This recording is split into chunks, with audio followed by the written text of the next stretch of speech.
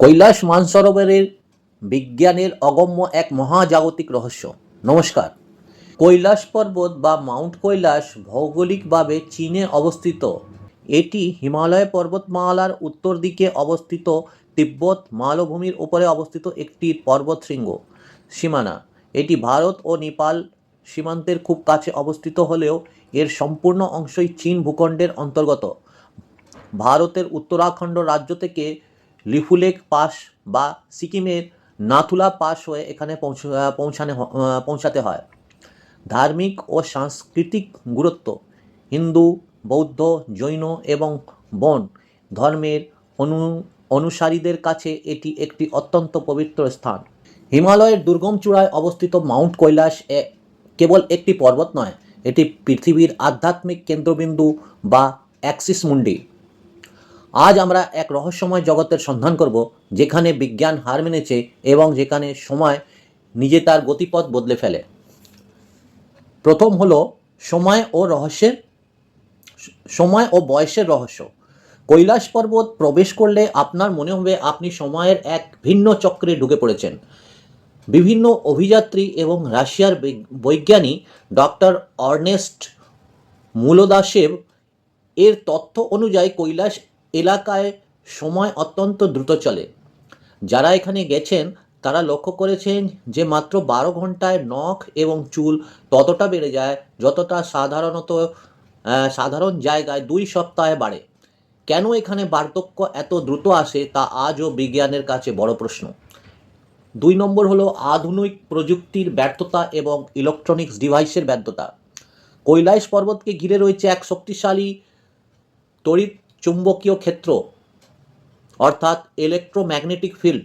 এখানে এসে কম্পাস ভুল দিকে নির্দেশ করে, ফোনের ব্যাটারি দ্রুত শেষ হয়ে যায় এবং ড্রোন বা ইলেকট্রনিক ডিভাইস কাজ করা বন্ধ করে দেয়। রহস্যজনক কারণে এই এলাকায় সিগন্যাল বা ইন্টারনেট সংযোগ সম্পূর্ণ বিচ্ছিন্ন হয়ে পড়ে। এভারেস্ট বনাম কৈলাস উচ্চতার অসম লড়াই।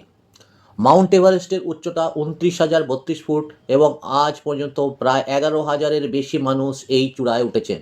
কিন্তু কৈলাসের উচ্চতা মাত্র 21,778 ফুট হওয়া সত্ত্বেও আজ পর্যন্ত কোনো মানুষ এর চূড়ায় পা রাখতে পারেননি।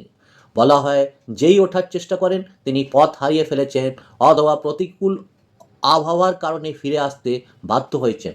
চতুর্থ হলো শম্বালা, এক রহস্যময় উপস্থিতি।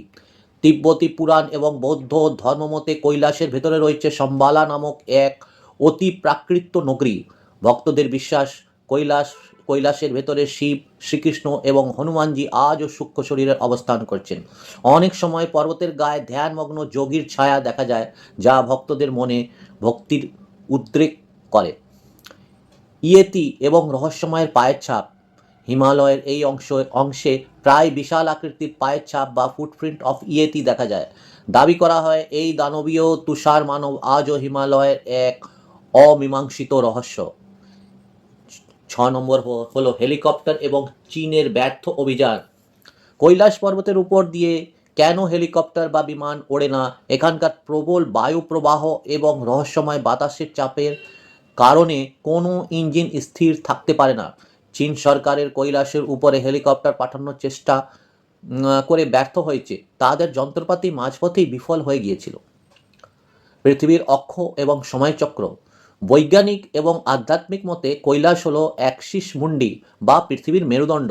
এটি পৃথিবীকে মহাকাশের সাথে যুক্ত করে রাখে। অনেকে মনে করেন এখানে সময়চক্র তার স্বাভাবিক গতির চেয়ে ভিন্নভাবে কাজ করে, যা এই পর্বতকে একটি মহাজাগতিক পোর্টালে পরিণত করেছে। ওম ধ্বনি এবং ভয়ঙ্কর প্রতিধ্বনি। গভীর রাতে এখানে চারিদিকে নিস্তব্ধ থাকে। যখন কৈলাসের পদদেশে কান পাততে এক বিশেষ গভীর ধ্বনি শোনা যায়। ভক্তরা একে ওম ধ্বনি এবং মহাদেবের ডমরুর আওয়াজ বলে মনে করেন। নাসার বৈজ্ঞানিকদের মতে এটি সম্ভবত তুষার এবং বাতাসের ঘর্ষণের শব্দ, কিন্তু এর ছন্দবদ্ধতা আজও বিস্ময়কর। 9 নম্বর হল মানসরোবরের বনাম রাক্ষসতাল। পাশাপাশি দুটি হৃদয়, অথচ তাদের চরিত্র সম্পূর্ণ আলাদা। মানসরোবরের একটি শান্ত, নির্মল এবং মিষ্টি জলের হৃদয়। বর্তমানে চীন সরকার এখানে পুণ্য স্নান এবং তর্পণ নিষিদ্ধ করেছেন। পরিবেশগত ও ভূ রাজনৈতিক কারণে। রাক্ষসতাল এটি নোনতা জলের হ্রদ এবং এর জল সর্বদা অশান্ত থাকে। রাবণ এখানে তপস্যা করেছেন বলে এর নাম রাক্ষসতাল, যেখানে কোনো প্রাণের অস্তিত্ব নেই। 10 নম্বর হলো পাণ্ডবদের মহাপ্রস্থান। মহাভারত অনুযায়ী পাণ্ডবরা এই কৈলাসপথেই সশরীরে স্বর্গ যাওয়ার চেষ্টা করেছিলেন, কিন্তু এক এক করে সবাই পড়ে গেলেও কেবল যুধিষ্ঠির এই পবিত্র উচ্চতায় পৌঁছতে সক্ষম হয়েছিলেন। এবার এটাই আমরা বুঝতে পারি যে কৈলাসের চূড়ায় এক বিশেষ ধরনের বিদ্যুৎ শক্তি, ইলেকট্রিক এনার্জি বৃত্তাকারে প্রবাহিত হয়। বিজ্ঞান কি কোনো দিন এই রহস্যের পর্দা উন্মোচন করতে পারবে, নাকি কৈলাস চিরকাল আধ্যাত্মিক শক্তির এক লুকোনো উৎস হয়েই থাকবে? কৈলাস পর্বতের মুখ্যত দু ধরনের পরিক্রমা করা হয়। প্রথম হলো বাহ্যিক পরিক্রমা, আউটার কোরা। এটি সবচেয়ে জনপ্রিয় পথ। এই পরিক্রমার দৈর্ঘ্য প্রায় 52 কিলোমিটার। এটি সম্পন্ন করতে সাধারণত 3 দিন সময় লাগে। এই পথের সর্বোচ্চ বিন্দু হলো ডোলমা লা পাস। অভ্যন্তরীণ পরিক্রমা, ইনার কোরা, এটি অত্যন্ত কঠিন এবং ঝুঁকিপূর্ণ। এই পরিক্রমা কৈলাস পর্বতের একদম কাছে যাওয়া যায় এবং এর দৈর্ঘ্য প্রায় 34 কিলোমিটার। যারা বাহ্যিক পরিক্রমা অত্যন্ত 21 বার সম্পন্ন করেন, তিব্বতী বিশ্বাস অনুযায়ী তারাই কেবল এই অভ্যন্তরীণ পরিক্রমার যোগ্য হন। কৈলাস থেকে উৎপন্ন 4টি প্রধান নদী। কৈলাস পর্বত এবং মানসরোবর এলাকার এশিয়ার প্রধান 4টি নদীর উৎসস্থল বলা হয়।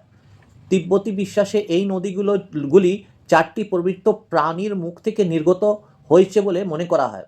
প্রথম হলো সিন্ধু, ইন্ডাস। উত্তর দিক থেকে প্রবাহিত, একে বলা হয় সিংহের খাবাব বা সিংহের মুখ থেকে নির্গত নদী। দ্বিতীয় হলো ব্রহ্মপুত্র, পূর্ব দিক থেকে প্রবাহিত তিব্বতে, যা ইয়ারলুং সাংপো নামে পরিচিত। একে বলা হয় তামচোক খাবাব বা ঘোড়ার মুখ থেকে নির্গত নদী। তৃতীয় হলো শতদ্রু, সতলেজ, পশ্চিম দিক থেকে প্রবাহিত। একে বলা হয় ল্যাংচেং খাবাব বা হাতির মুখ থেকে নির্গত নদী। চতুর্থ হলো কর্ণালী, দক্ষিণ থেকে প্রবাহিত, যা গঙ্গার একটি প্রধান উপনদী। একে বলা হয় ম্যাপচা খাবাব বা ময়ূরের মুখ থেকে নির্গত নদী। কৈলাসের এই সম্পূর্ণ কাহিনী আজ এখানেই শেষ হলো। আশা করি আপনাদের এই ভিডিওটি পছন্দ হয়েছে। নমস্কার।